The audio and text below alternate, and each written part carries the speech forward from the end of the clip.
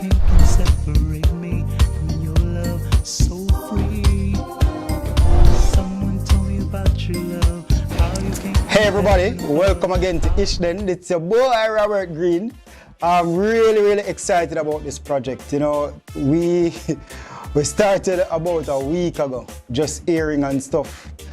And it's been moving just to get some of the reviews, you know, of what this program has been doing for people. Had one on Sunday and it was sent to me by Napoleon. I listened about a minute of it and tears welled up in my eyes. I couldn't continue to listen, but I'm going to listen it through, I promise you. You know, last week we kind of just defined the terms maleness, masculinity, manhood, and what these things mean. What does it mean to be a penile human being? A human being with a penis. What does it mean? And how can we unearth some of these things? So we've been doing that. We did that last week just by having a conversation, brother to brother conversation. As I said before, you know, we're trying to make sure that as iron sharpens iron, so one man or two men will sharpen others. And we're just doing it through our experience and just honest, transparent conversation. So on Saturday, I went into Kingston to do a cooking gig. And while I was in Kingston, I'm like, why journey back to Montego Bay, try to get a Zoom meeting? Why not just meet up with my brother in person and have this conversation? So Napoleon and I met at his office over there in Marvelly Gospel Hall, I think it is. And we just sat down as two brothers and we had a conversation. Our conversation this week was about the whole aspect of self-forgiveness. And you might ask, what is self-forgiveness? Self-forgiveness for us is embracing God's freedom that is given to us by grace. Yes, we know we are accountable for our actions, but if God has removed our sins so far away from us as the east is from the west, why should we allow ourselves to be burdened by these sins where we can't mentally move away from them, emotionally move away from them, and have the peace and the freedom that God has afforded us? So we sat down and had this conversation, Napoleon and myself, and we just encourage you to listen to two men speaking candidly about our own struggles, and hopefully this will be a blessing for you. This is Ishden. Stick and stay and enjoy the conversation. All right, welcome again to Ishden, and obviously we're not on Zoom this week. We are brothers in each other's company. He was ragged about his open mic shirt earlier. Yes. By one of his daughters. I know them love him, so I know it's all a good gesture or good faith. So we are here again. Last week was very good, and you know some of the reviews we got on Facebook, YouTube, and from our channel FBN, we took into consideration. Well, I took them into consideration. Napoleon don't know about most of them yet, but I'll just throw them at him. He's a bright man. Yeah, he's a very bright man. So you know we want to make sure that he's taken off guard. So most of the things them just flow naturally. Yeah. I want to kick off this evening, our program today, with a poem. We're going to look at... Where's that poem from, Bonnie? It's from a book called Instinctive. Where can we get a copy? It's not available yet, as it said, not to see it. Right? It's a book of poems. It's entitled Anthropological Poetry by Robert Green, Instinctive. And some of the things in it is life representing art, or life being expressed through art. So this is a poem entitled Confession. If I mess up, I haven't read this poem in a long time. Too busy doing church work. Confession. That's a good confession. Father, forgive me, for I have sinned. It's been 1 minute since my last confession. I have been thinking things that would bring me shame. Thoughts that are sacrilegious to his temple and the owner's name. There's a battle of the titans going on in my head. I am laying in a grave because I am walking, I still feel dead. My mind is laden with landmines that are lethal to my soul. They could decapacitate me, leaving me less than whole. I feel insanity rushing through the lobes of my brain. Every attempt to change my thoughts have always proven in vain. Father, it's not that I find pleasure in this inflicting of pain. The failures I am running from just keep happening again and again. I look for a different result, although my sins are the same. I am struggling to find help, but it seems futile even when I call on his name. I feel like the sinner of sinners, shackled by chains of defeat, sinful desires that have impaired my actions, causing my failures to repeat. I am burdened by my lust and seeking some reprieve. I find myself doubting the reality of the truth I claim to believe. It is not that I enjoy being bound to this plague of sin, for I have asked for help, but no one seems to be listening. No one paid attention to my cry for freedom from this heart of infidelity. They ignore my plea, my bellowing for deliverance from spiritual insanity. I have searched to my soul, really searched my soul, its width and its depth. Father, I need help to bring my soul out of the cistern of Hades, this death that seeks to devour me in hell like fire to dry trees. Father, who shall deliver me and my soul from this bondage of sin? Who will quench the fire of hell that's fighting within? My face is stained from tears. I continue to cry. My shame sometimes makes me just want to lay down and die. This tension in my soul ignited by the callous carcass of my pain. Father, hear my confession. It's your strength I'm seeking to gain. Forgive me, Father, for I have sinned. I have sinned against him. Forgive me, Father, for I have sinned. I have sinned against you. Powerful, Bobby. And as you read, my mind just went back to some great men of the faith. Mm-hmm. I think of John the Beloved. Yeah. So there is John now having this wonderful experience with God, and he gets to see history from beginning to end, Yeah. from eternity to eternity, and after that high point, Mm-hmm. he bows down and he worships the angel. In that moment when he's on this spiritual high, Yeah. he worships an angel. He commits idolatry. Mm-hmm. How? And it just goes to remind us of this reality Yeah. that we have to live with. And not only the cry to God for forgiveness, but also the recognition that in ourselves we know better. Yeah. Yeah. And that's why the importance, and that's why self-forgiveness is so important. Mhm. And we learn to say, why I'm forgiving you for just what I'm not. Yeah. Or we think of Peter. There is Peter saying, you are the Christ, the Son of the living God. And then Jesus begins to talk about death and suffering, and so Peter pulls him and says, no, brethren, that can't be. Yeah. No, not you. And then Jesus says, brethren, take away yourself. Yeah. Because Yeah. that now come from him, that come from him. Mm. And we get these nerves. We think of Elijah, how Elijah do these great things, and then the woman said, boy, well, get you for this. Watch me, yo. Sister Jezebel said, watch out, what got done, you?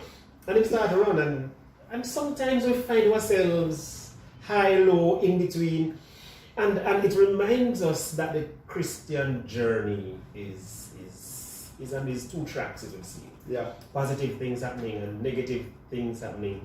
And sometimes that's a problem because we don't hear our Christian life in those terms. We don't hear that on one side the growth and the development is happening, while on the other side we're still struggling and we're still going through and we're still falling down and getting up, and we don't hear that side. And in a way too, an understanding of the scriptures push us there, because when you think, for instance, as a verse that says, if you're born of God, you can't continue sinning. Yes, sir. That we can like The seed of God is in the you. seed in us, Yes, you sir. can't continue sinning. What that mean? You know? And when you read Romans 6, if you read Romans 6 if you don't understand it properly and put it properly where it belong, it drives you crazy. You know? And so these are some of the things that we have to keep the balance. And this is why, you know, so many of us as Christians, we don't know freedom because we don't know forgiveness. True. We don't know how to let ourselves go for the wrong things we did yesterday and a minute ago. We don't appreciate some of the principles that God gives us. When He says to us and says to you and to me, you are in Christ, what does it mean that you are the righteousness of God? Yes, sir. Me not ready for that yet, Bobby. No, it's Napoleon. Like, Him know my sins. Right? We can't talk about my sins because we signal. Right? But it is a reality. You know, like I question these things. Yeah. I coined a little phrase from the John episode when I spoke about worship. He was in the height of revelation, but in the depths of feelings in his adoration. Absolutely. And it like the man was in there, he was filled with the Spirit, obviously. Yes. He was in whatever state he was in. But here is a godly man who they worship. I was in the Spirit on the Lord's day. Yes, sir. That's how it begins and it ends with him worshiping the angel.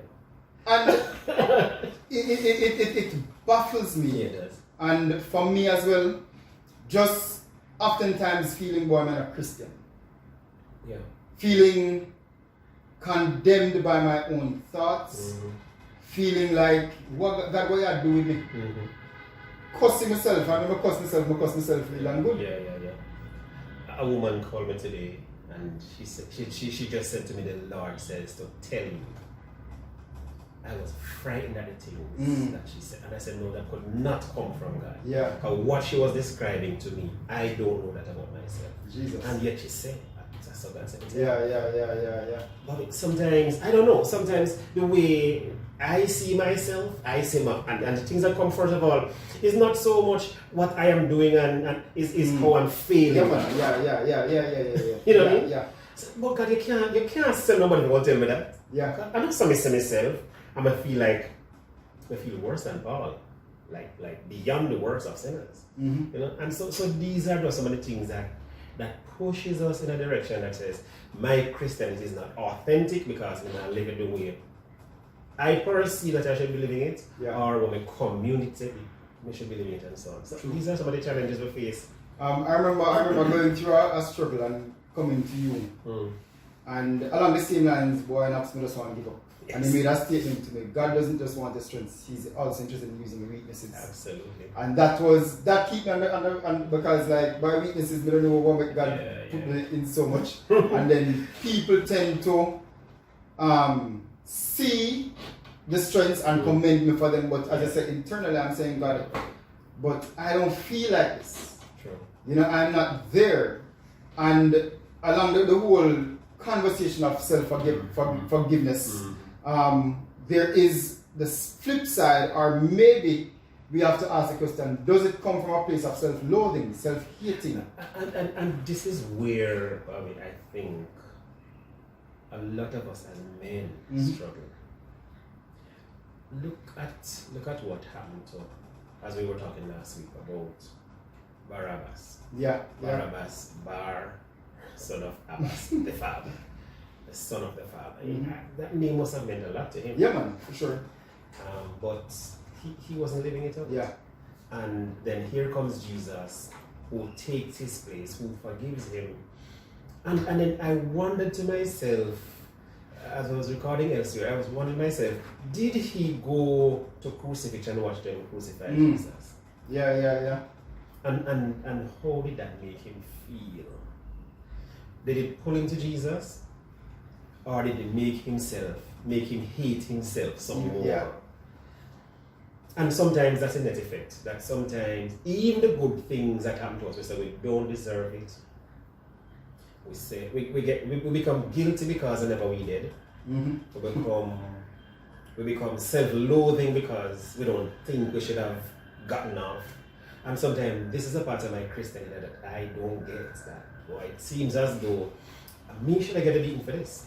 Me should I get a punishment for this? Why you gotta promote me in quotes when it shouldn't be? And so I sometimes believe I should be punished, I should be doing some penance thing, I should be going through some things when grace says you're forgiven. And it's what we are taught. It is. It's what we are taught. Yeah. And you know, the question may be, does the self-hate, self-loathing come from a position of guilt? What are the underlying factors? Why would I hate myself while preaching? Yeah. You know, is it that it comes from the whole thing of I'm not good enough? Yeah.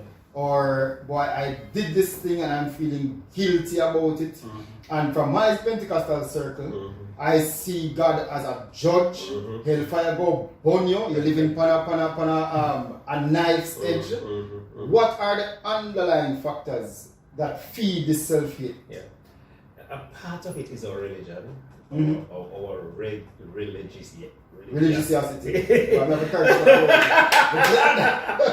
That makes us feel say, yeah, the religion is so important to us that we forget the relationship. Yeah. You know what I mean? Yeah. The law is so important to us that we forget that we're not living on law in that sense. Our obedience can be empty, but that we can find ourselves in a healthy relationship with someone who says, "You are in me." Glory. Yeah. You know? And we miss it, and we miss it because we don't think we should be forgiven. And because we don't think we should be forgiven, we don't think that God has forgiven us. True. And sometimes so our own memory of our sins are longer than God's memory of our sins. You know what I mean? And I don't know if it can be otherwise, because if me do something last night that me know this honor God, it will stay with me. But then he says he casts it into the sea of his forgetfulness. True. And I guess I will know how to try to frame something that says, boy, God, I appreciate the fact that you've forgiven me. I can't forget it so easily. But my frame says, you still love me and you still accept me. Yeah. And I don't know if we get there. Because if we do that, I think our fear is, boy, may I take that for granted. Me never serious when I say I'm sorry.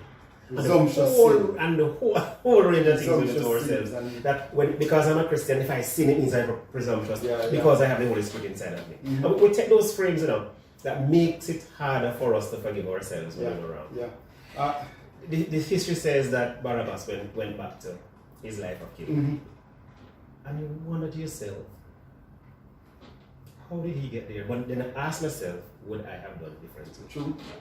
Because I don't deserve this. Yeah. Don't deserve it. So we tend to see us forgiving ourselves as we saying, I deserve to be forgiven. True.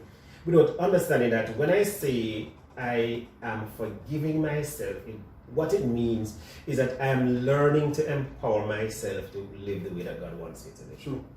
And I think too often, especially as men, we miss that component of learning to forgive yourself, learning to love yourself, learning to value yourself, learning to live with the image of God. True. And you know, as Mr. We can share whatever I want to share about my life. No bars hold. Yeah. And I remember when I was in my pastoral internship, and I went to the passport office and saw a young lady from a particular faith. Yeah. And in my pastoral internship, when I went to pastor, just give me pulpit. Okay. So boy, Robert, I see the giftings in you Yeah. and all these things, and give me pulpit. And after our holy period done, before mine starts, one long conversation, and I preached on the morning. And she tell me what she had to do to me and all the indulgences of my own flesh and everything. Yes. And I had a wonderfully prepared sermon, as I said at the time. Wonderfully prepared sermon. Yes. And we got church Sunday morning, I'm going to say, yes, you know, up they look like a somebody. And where the Holy Spirit said, if you preach a sermon there, we're going to mute you up there. And this if you preach, you have to tell the people where the last night. I'm going to say, God, them mother, this say to the band in the name of Jesus. The blood. Stop me from God. And like about 20 minutes before I went up, the Holy Spirit said, are you going to obey what I tell you to do? And I went inside and quickly penned a sermon, Conquering the Serpent Within. Yes. And said that the serpent without is the least of our battle. It's a serpent within me that needs conquering. And I shared the experience that happened Saturday night. And when I was finished, the youth pastor was on the floor, wallowing. Mm-hmm. The young men just, and I'm like, God, again, it's my weakness. Yes. It's my weakness. Yeah. And that is one of the things, I mean, that just, I'm baffled because I would prefer God to say, well, don't go there at all. Right. And But he said, expose of it. yeah. But he said, here, more you just be transparent Absolutely. and just talk what is happening with you. And going back, how do we help a man who is not a Christian? Because we who are Christian, we can talk about Bible and we can reference and look at whatever it is. How do we help a man who is not a Christian? Who is going to say, I look at Christians and I see Christians serving a God, who is going to make me feel worse about myself. Yeah. Because he's over me and he is going to remind me of my wrongs. The law is there as a old school master, making me know, saying, oh yeah, Yes. like, how are you to the street, a murderer, who want to become a Christian? I've encountered some. But them say, yo, Robert, you know what I'm doing that. It's like, you know the things I want to do. Absolutely. A man who has raped a woman, and him in the street, you know, have salvation. But he must say, yo, I just can't, like, them things I live from my shoulder. Yeah. And a lot of times you think these men don't even contemplate the whole thing. Yeah, that's it. Forgiveness. How do we help such a person? We have to begin to help, you know, one of our politicians some long time ago had said some young men were irredeemable and some other things. We're not to buy into that mindset of anyone, any human being irredeemable. Because we are all subjects of God's grace and mercy. What the enemy has done is caused us to believe that you don't deserve forgiveness. And some people are refusing to forgive us, and because some people are refusing to forgive us, we decide that then I can't forgive myself. You know? And we suppose that I can't forgive myself must be a badge of honor somehow. But what it does, it debilitates us. It takes away from us any capacity to go beyond that thing that we did. It ties us. And that's why unforgiveness is such a prison. Unforgiveness is a prison that locks you up so much so that you can't get out. It's not no question of whether or not the person should get their right desserts. The first thing Jesus did on the cross was say, Father, forgive them. It is the essence of freeing ourselves. It is the essence of freeing others. Yeah, as I said before, this is Ishden, the program like no other program. Right here, just two Jamaican brethren, brothers, just sitting and dialoguing around issues that concern maleness, manhood, masculinity, these different terms that we hear thrown about. I hope that the first segment was a blessing. If you understand, you know, sometimes the behind the scene thing would shed some light on what happened. I had to be using my cell phone, as you may be able to tell, and at about 20 minutes, the cell phone stopped record. And Napoleon and I were in conversation for about the next 20 minutes, and we were about to call the program a wrap. Somebody was there said, Brethren, the thing stopped recording. So we just kind of divided it up, and we said, you know what, let's throw Austin in the middle of it. So stick and stay and listen to Father Austin's insight. It's okay for a man to cry. My father, when he had his first stroke, he had 4 before he died, he cried when he confessed to me that he really loved me, you know. And it was the first, you know, in my decades of living up to that time that I'd seen my father cried. I could ask a question, a few questions were taboo. Would a real man buy feminine products for his woman? Would he do the laundry? Would a real man hang out his woman's undergarments on the line? Do you handle those said same undergarments during sexual intercourse? Please, answer as a man. And don't get it gender twisted. No, we have to man up. Let me tell you something. I know I'm speaking to an international audience, but you know, the part will come in more time because when we get really passionate, you know, the part will come in. But it's Abraham. Abraham was less than chivalrous in how he dealt with Sarah. Not once, but twice. Less than chivalrous. Some Jamaican man would call him a wuss. Twice he sold her out to save his own skin. As great a patriarch as he was a coward at the time when he put her in another man's harem. Him actually take his wife and put her in another man's harem. That was cowardice. Adam dropped the ball. For in Genesis 3:6 it says, when the woman saw that the fruit of the tree was good for food and pleasing to the eye, and also desirable for gaining wisdom, she took some and ate it. She also gave some to her husband who was with her, and he ate it. God had given Adam specific instructions. He should have played the right role and correct his helpmate. Instead, he allowed her to influence him in the wrongdoing. And trust me, we're still seeing that happening today. Many men, because they're afraid for sharp luck, they capitulate to what they know to be faulty. No, don't get it wrong. I am not saying that the sexual act was original sin. I'm not even saying sex was anywhere there, part or parcel of original sin. I'm just saying that you have men today, instead of being the man, allow their manhood to be influenced into doing faulty things because of a desire for the flesh. In today's world, if a man ran from the veggie, as Joseph did with Potiphar's wife, he would be castigated, and yes, I'm using castigated deliberately, and he would be laughed at. But Joseph was being a man after God's own heart. As I said, bouncing from extreme to extreme, because there are some brethren who make the curse to be a prize for themselves. In Genesis, it also said to the woman, he said, I will make your pains in childbearing very severe.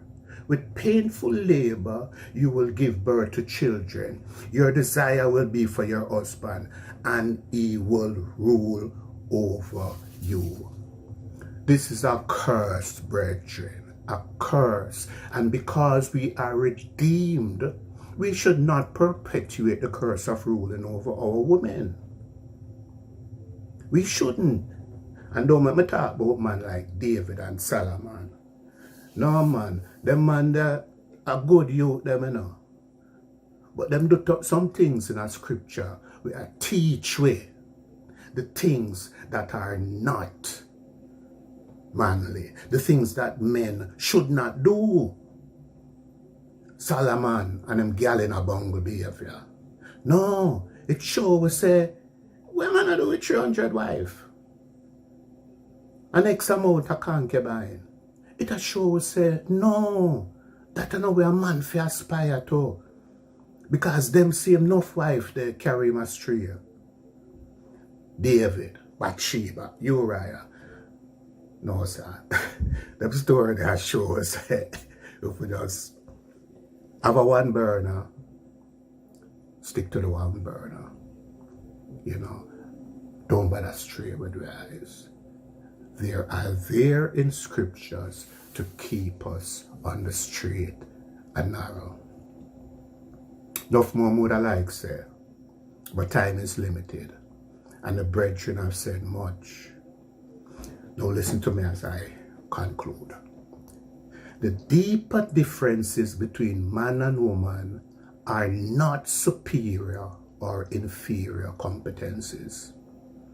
They are dispositions and inclinations written in the heart.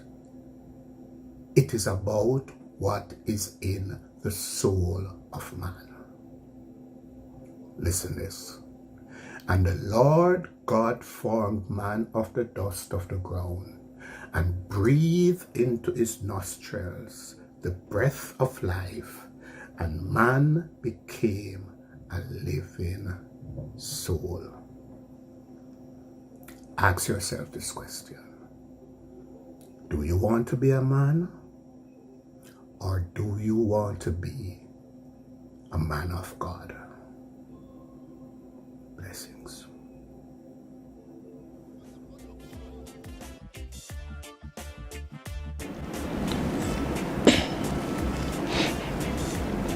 Listen, I'm sure that Father Austin brought some light on this whole conversation that we're having.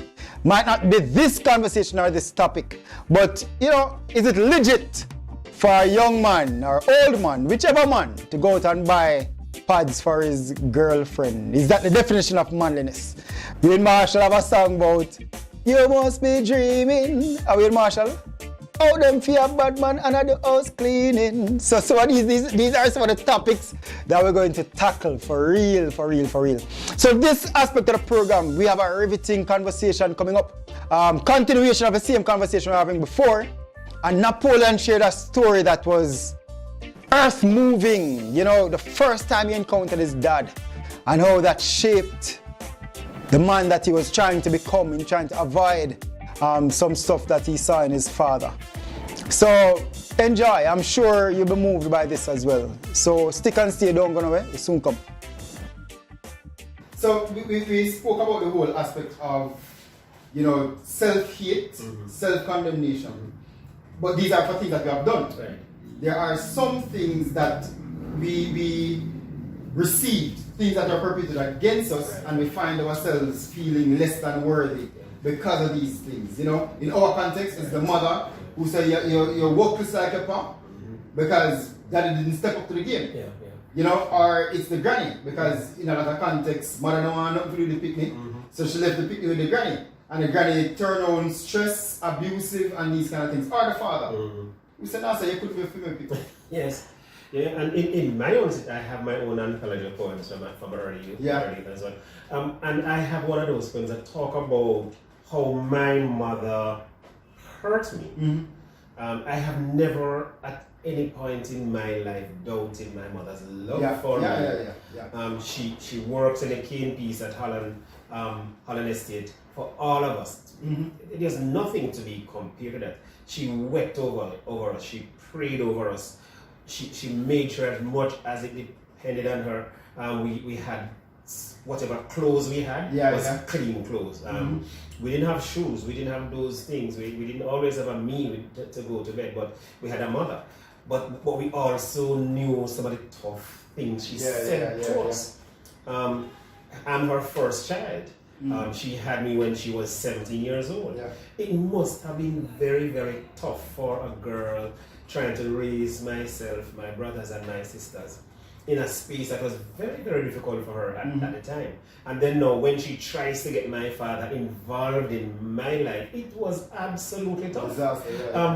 When she took a summons or whatever it was down to the police station to serve on my dad, nobody would serve it because they knew my father, they were friends.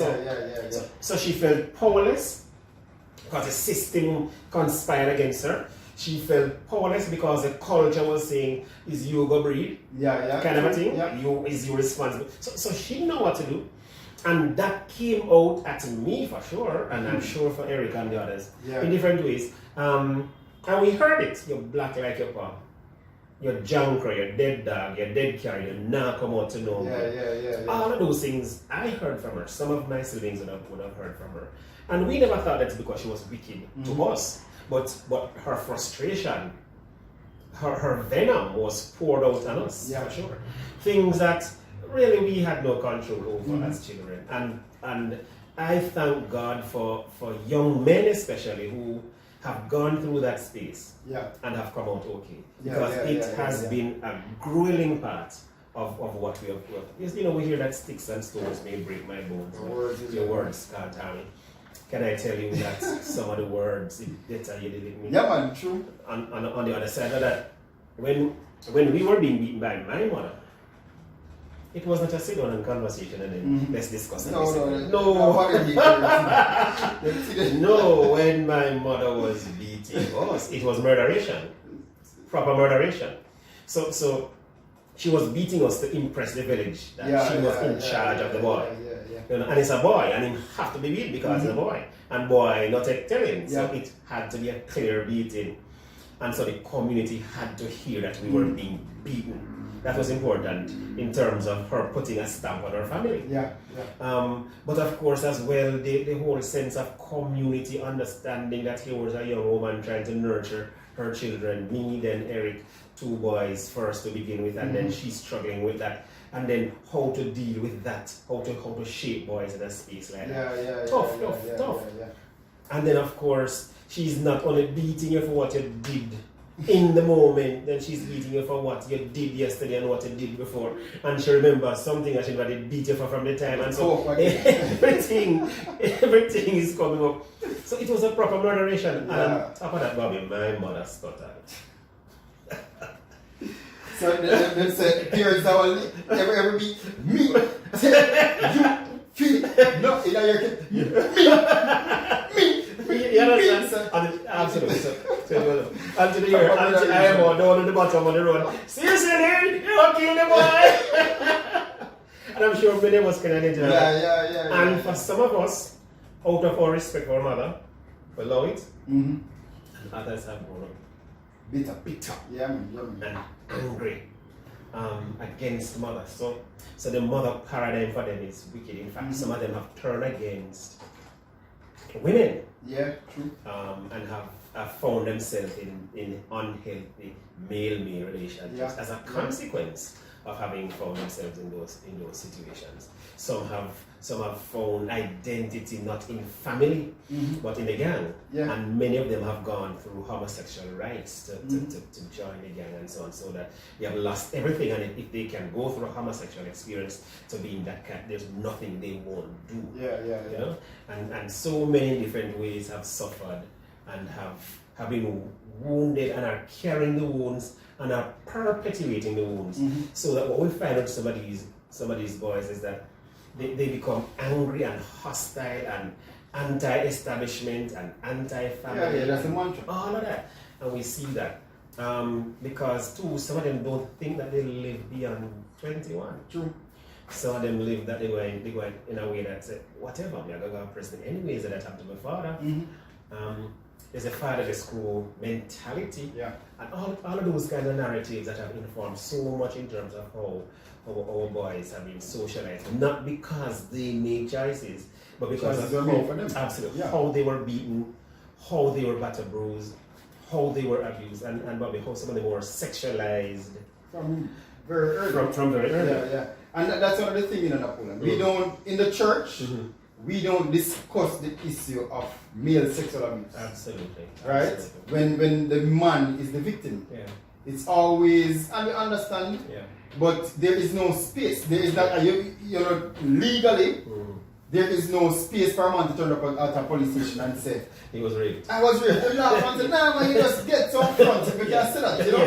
You should be rejoicing. You know what I'm saying? So how do we again, and does this feed into the perpetuation of this misaligned sexuality, not just in terms of male-male relationships, but in terms of the aggression used in sex by some man towards women. So the terminology is dagger, stab, beat, mash works, and these, does this help to feed into it? It does. It's kill that, it's mash up that, it's slamming at that. And all of the language we hear is coarse, it's vulgar, and it is represented in how we think of the other. So I am to destroy that, I'm to rip that up, kind of a thing. And it goes to tell the psyche of male-female sexuality and male-female sexual experiences,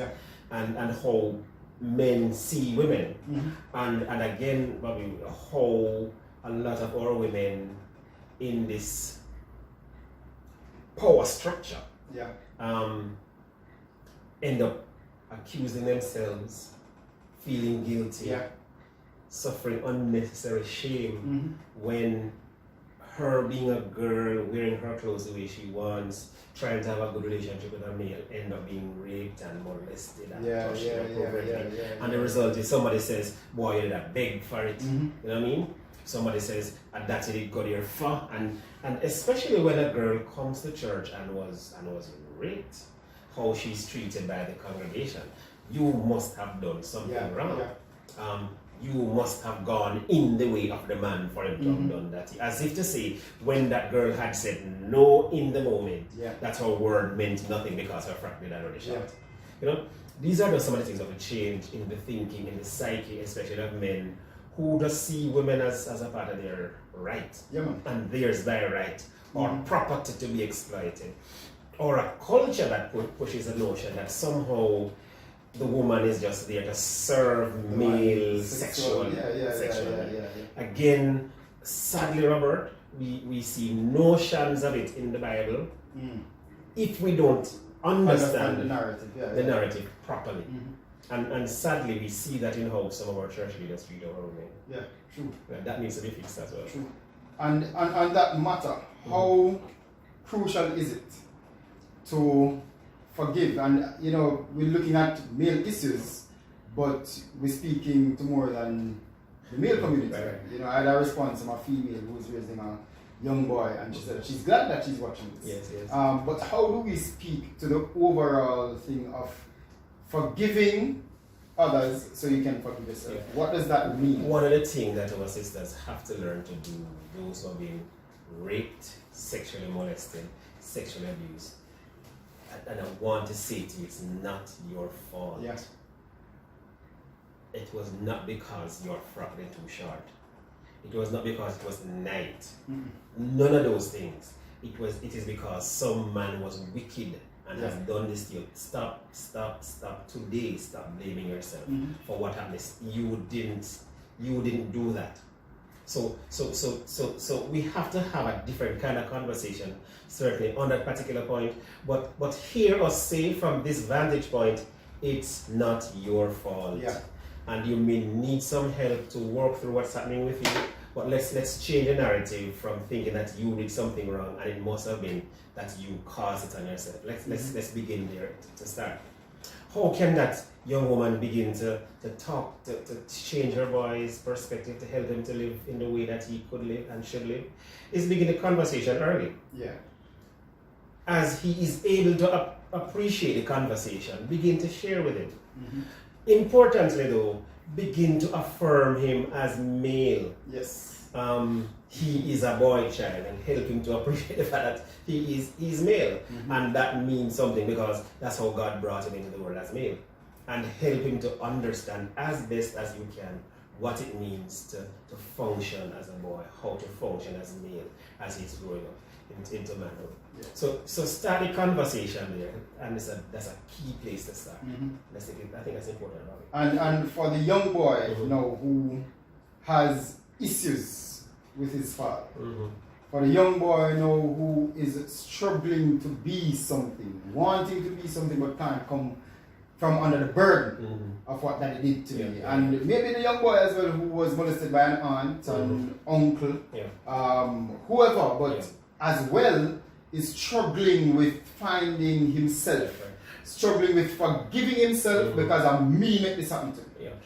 Well, I can think of my own story, and I'm pretty sure it's similar to so many other stories in our culture across the Caribbean and maybe elsewhere.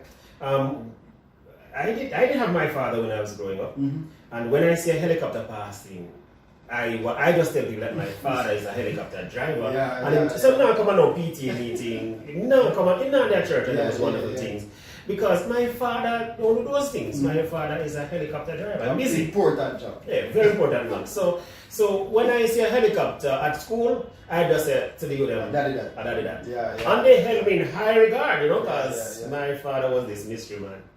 Until one day, Bobby, he rides into my village on his Honda 50.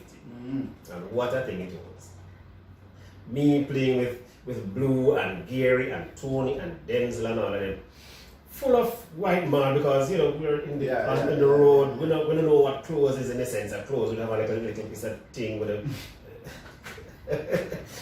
So he drives in, he rides in, and he goes into the shop, and he's talking to the shopkeeper, and then I hear, "Black, see a boy there." I walk into this. This is my hero. I mean, I'm meeting him for the very first time. My hero has walked into my village. And Black said, and the shopkeeper says, "Come here, boy, your father here." And I went in there, Bobby, and I looked at this man. All I wanted was just bow down and worship. Because finally my father has gone. And then he says to me, what do you want?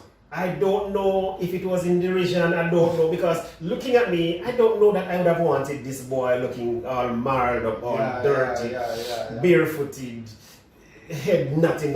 I don't know if maybe he was disappointed in seeing me. I don't know. And then I thought to myself, no, what could I possibly want from my hero? And I said, a bun and a drinks. And he says to me, "Move! Come out! Go away!" That was my first encounter with my father. And I held my head down with every thud of eye drop, shaking the shop peers at the shop floor. And Tony and Blue and Gary, they start laughing. Boys and boys. And Bobby, I carried that pain with me into adulthood, into marriage. That deep sense of being wounded that way by my father. Not only that he wasn't there for my mom, but now encountering him, this is what I felt. And I began to resolve as a little boy that I wanted to be absolutely nothing like him. I'm now an adult, I'm now married, I'm now settled. And my sister from his official family comes visiting, and we're laughing and talking, and my sister Nadine says, "You are just like that." It's like time froze. And it struck me hard that I really can't run from father, because inside of me are some things that I carry that mark him. And the idea of image, that you bear image. You bear your father's image. And so perhaps for there's a young man who might need to hear that as much as you don't want to be like your father, all of that. There are parts of you that are important to you because your father left that imprint on you. Bobby, fathers do some things that mothers can't do. True. And with the greatest of respect, mothers can't father their daughters. With the greatest of respect, they can't father their sons. Some implants that only that parent can give to both children. I thank God for those brothers especially who have overcome this, who have succeeded not only now professionally, but in overcome in their own sense of who they are, their value, their worth, their significance. In spite of what the narrative has been for them. I am 52 years old, and I think that I am still healing from some of my experiences these many years later. But it is important we have the conversation, and we have the conversation as well for men out there who are still trying to catch up because of what their fathers did. True. Who are still wearing their trousers and their backsides because they still want to be a boy. They have not yet come to that place of adult. I don't mean to diss the culture or anything. I'm just saying it's part of the reality where some of our adult men are still boys crying for their fathers. It is a sure narrative, and you see it, and it becomes magnified when this happens within our context from the pulpit. Absolutely. It becomes magnified when you go to an establishment to work and you see this in the leader, because everybody's struggling, but it's magnified when you see it in the leader. You made a statement, and you have pastors at heart, right? So you made a statement which I want us to maybe start the healing process, or the conversation on healing there. You looked at your likeness to your earthly father in the way that your laughter, your outbursts, right? Because you have a rambunctious laugh, as Miss Lou said, right? And your sister was able to say... To connect. To connect. Meet the father. Right? Now, how do we start the conversation? Again, going to Genesis 1, 2, of self-forgiveness, healing, releasing the condemnation, releasing the guilt that you feel, looking at the imago Dei, the image of the Father in us. How do we make that connect? It is what Jesus did, I think, or a part of it certainly. And this is going to be so difficult for some of us as men. I hear Paul talking about it too. To win some, I'm going to become all things to all men. And Jesus, if we understand what Jesus did in his self-veiling, it would blow our thinking. So he becomes one of us. Yeah, man. One of us. The Holy God becomes one of us and is touching the stench and is hugging the broken. Yeah.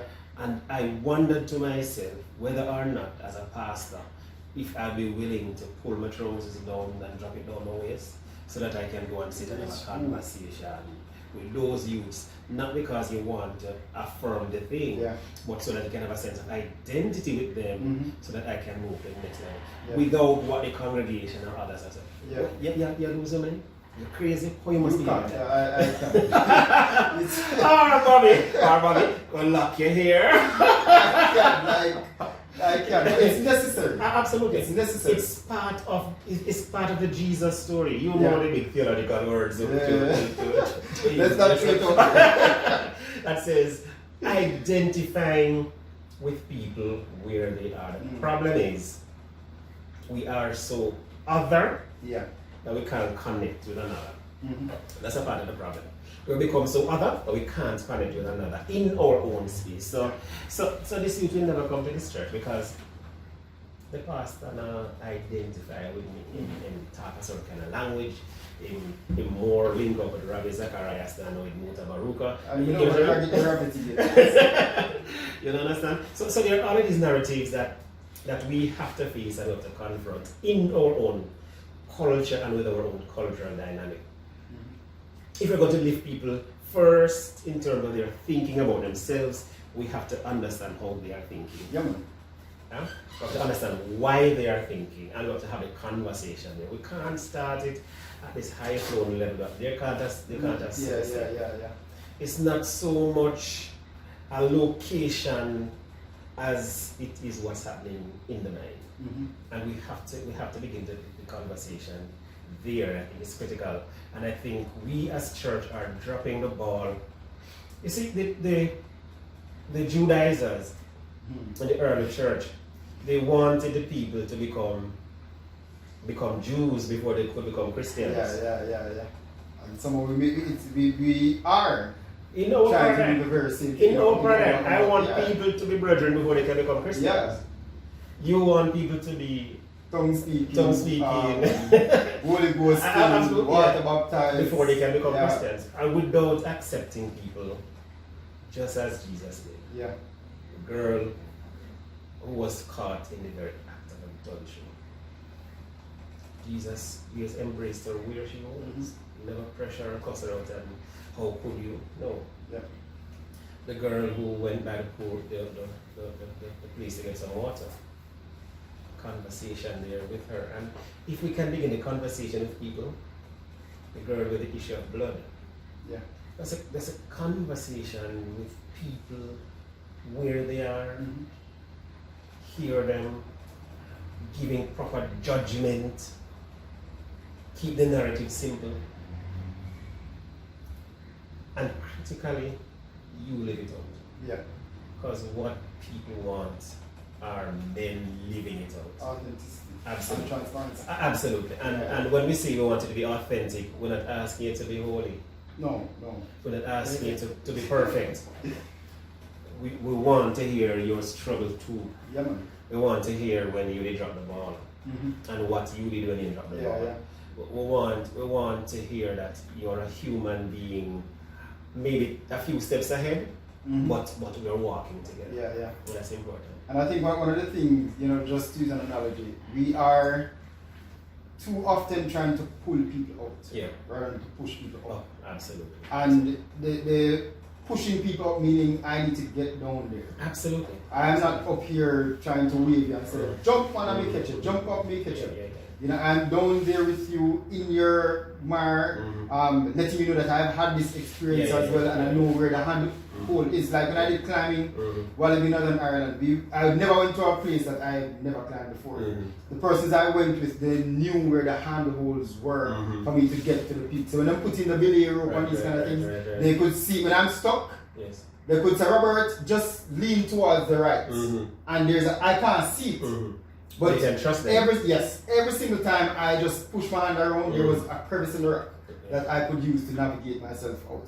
And I think that is crucial, that we don't present ourselves as somebody who is so much up here that I'm not willing to become incarnated in your pain, incarnated in your suffering. Are you saying don't, after all? I could help it. Right? Getting into your pain, your suffering, taking it on as if it's my own, and assisting. And I think that is the perfect place for the healing space to be. Absolutely. Right? And I love the connect. We always, as I said, most of my sermons, bro, like they go to Genesis 2, Genesis 1, the image of God.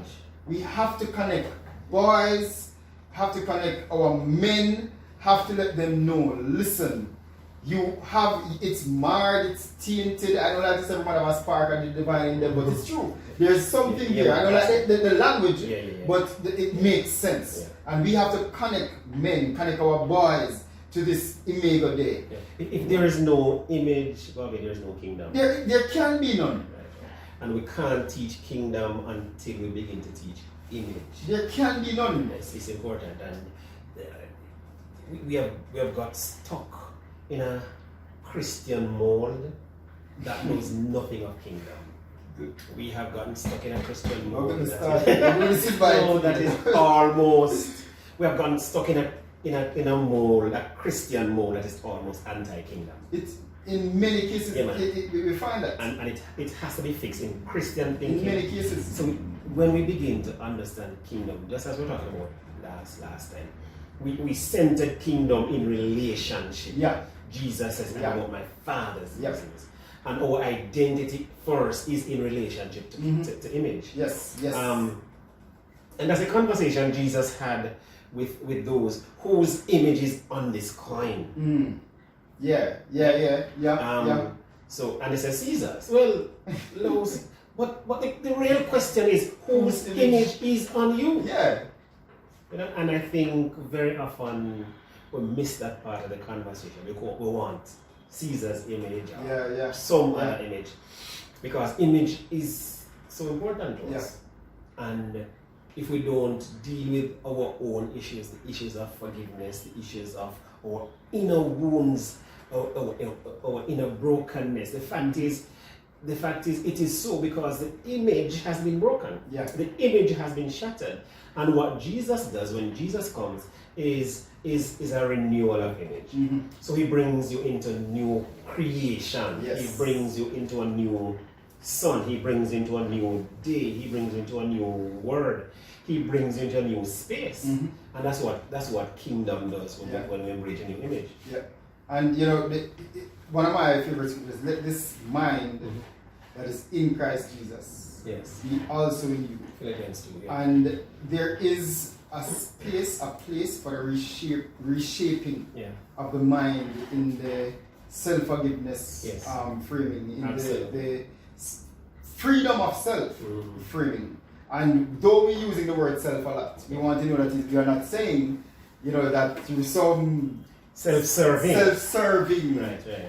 principles, then self-surrender. Yes.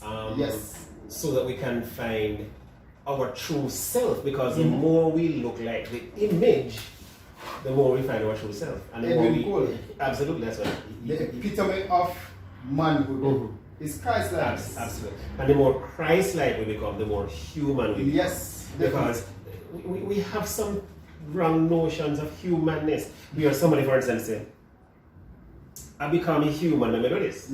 As if to say, human could only mean failure. Human could only mean, human. Rather than my humanness means I can be the best that God wants me to be. And that's how we should be pushing humanness equating, if you can say equating, Christ-likeness in that sense, that we become more and more like him. And what God wants us in our humanness is to be more like Jesus. Yeah. You know, he doesn't take us out of this space and make us Christ-like in another dimension. It's right here, lived out practically, where we become more and more and more like him. Yeah. And spend maybe 90 seconds painting the Jews have the principle of bar mitzvah. Yes. The rites of passage. Rites of passage. How could we bring that into our construct to help our boys and help our men who are still boys? How could we bring that into our reality? I my own experience, I learned that I was a man when I was listening to the radio. And I heard the news item went like this. An 18-year-old man was killed. That's when I knew that I was a man. Yeah, yeah. On the news about somebody who was killed, who was 18 years old. What if I had a narrative, and what if I had a space that helps me to understand that when I was a boy, I did boyish things, I did childlike things or childish things. But now that I'm a man, I put away. Yeah. I was never taught that put away component to become or to embrace manhood. And it is important because, again, we have so many of our men who have not put away boyish ways. Yeah. True. And it is only in this rites of passage space that we can help to positively do it. Yeah. Sadly, what we're seeing happening is some of our more affluent fathers giving their boy a girl and say, do this and that will make you a man. Yeah, yeah, true. In other spaces, it's a father giving a boy a cigarette. Say, this is not, you're not a man. Or a drink. Yeah. So we need a positive frame that helps our boys to understand that this is what it means. It means integrity. It means pursuing God in a particular way. It means understanding how you ought to relate more properly to women. It means what to have a kahal, a community of other men that will hold you accountable. Yeah. It will mean a name change, at least symbolically, to say that whereas you are named this, we now name you this to represent a different kind of reality. I did that to my own son, and I thank God that I did it. You know, and I've seen his own growth and development as he began to think for himself. Can I tell him, Bobby, that parts of that journey has been difficult. Yeah, I know. I've vicariously experienced it through my brother. So but it's understanding that you're releasing him into manhood Be with the manhood. kind of foundation that you give him, knowing that he'll be alright. Yeah. But far too often in the dialogue today, we don't see the transitioning taking place, and that's tragic. I am a man, I am a man, I am a man, yes. Strong man. Integrity man, I am a man. Hey people, this has been Ishden, and I hope that somehow the conversation that we have been having has just moved you, like just move you. If you're a man, you want to become a better man, you know. If you are a female, you want to help the men in your life to become better men. I really and truly just hope that somehow this has helped to shape you, this has helped to, I don't know, just touch you. Because we are just trying to be honest, transparent, and we are trying to be as informative as we can from a kingdom perspective. So until next time, this is the boy Robert Green saying peace out on behalf of Austin. Father Austin, big up yourself. And Napoleon Black, my brother. Boom! See you next time.